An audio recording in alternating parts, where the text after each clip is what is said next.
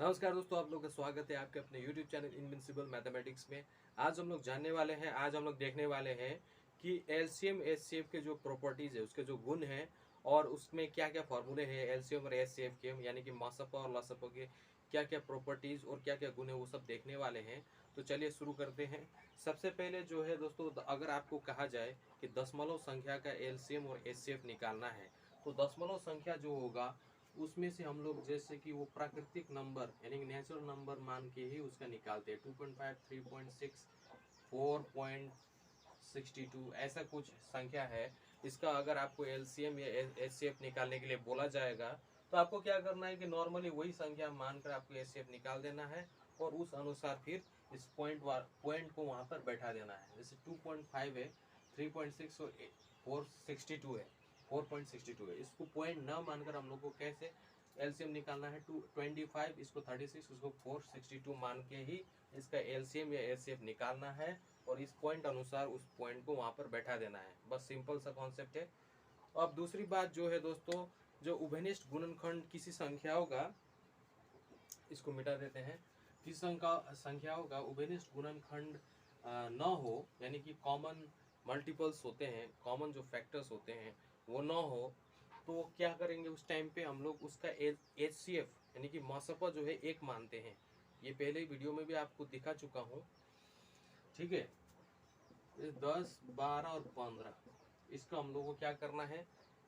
HCF निकालना है।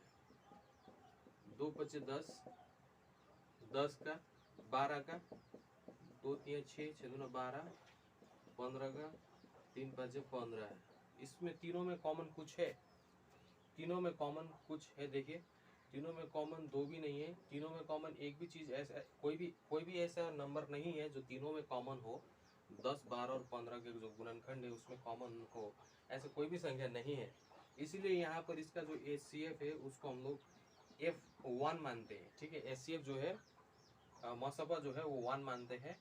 लेकिन 15 का सॉरी, अब लेकिन एलसीएम अगर मानना हो तो एलसीएम में हम लोग क्या करते हैं, अगर इसी संख्याओं का हम लोग को एलसीएम भी निकालना हो तो एलसीएम में क्या करते हैं कि जो कॉमन है उसको देखा जाता है। अब तीनों में कॉमन तो कुछ नहीं है, तो जो दो में कॉमन है वो पहले देखेंगे।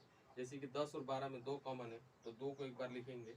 अब 12 और 15 में 3 कॉमन है, इसलिए इसको लिखेंगे एक बार 3, गुना करते जाएंगे।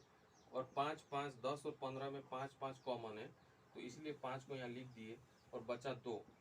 तो बाद में 3 × 6, 6 × 5 = 30, 30 × 60, 60 क्या हो गया आंसर, यानी कि एलसीएम जो है 60 है और एचसीएफ इसका 1 है। 10, 12 और 15 का एचसीएफ बोलने से 1 है और एलसीएम बोलने से 60 है, ठीक है। ये एक इम्पोर्टेंट प्रॉपर्टी है, इम्पोर्टेंट गुण है एलसीएम एचसीएफ निकालने का। तो इसी तरीके से हम लोग करते हैं।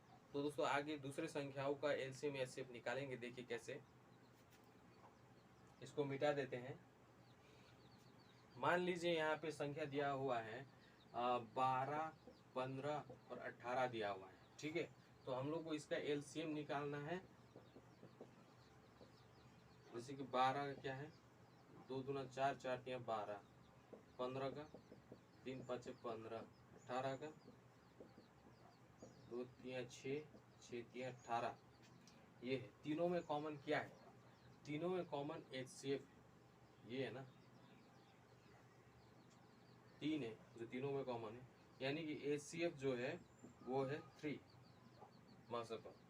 अगर एलसीएम निकालना है तो हम लोग क्या करते हैं, ये जो संख्या है सबसे पहले तीनों में कॉमन 3 है तो 3 को एक बार लिखा हमने, ठीक है। 3 को एक बार लिखा, उसके बाद मल्टीप्लाई किया, जो दोनों में कॉमन है वो देखते हैं। अब यहाँ पे ये और ये 18, 12 और 18 में 2 कॉमन है, तो इसको 2 को एक बार लिखे। बचा क्या क्या, 3 और 2 बचा ना, 5 भी बचा, 3, 2 और 5, ठीक है। 3 × 6, 6 × 18, 18 और 36, 36 पंचे 5 × 30, 5 × 15, 18, 180। ये हो गया आंसर, एलसीएम 180, एचसीएफ 3।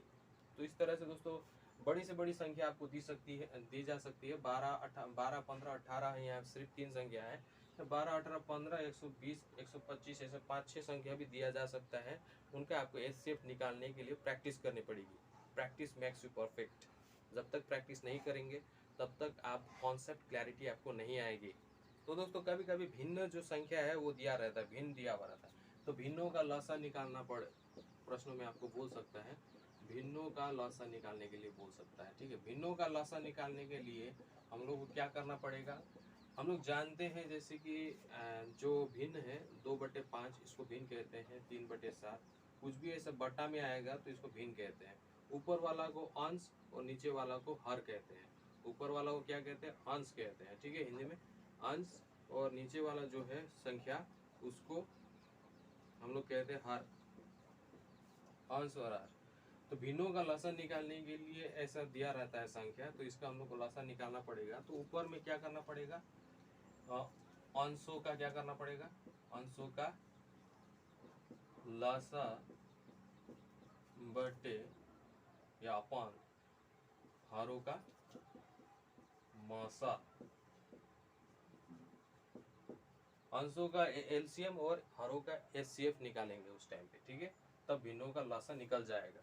अब इन सेम केस अगर हमको निकालना है भिन्नों का, हम लोग भिन्नों का निकालना है हम लोग को मसा, तो हम लोग क्या करेंगे, भिन्नों का मसा निकालना होगा तो हम लोग क्या करेंगे,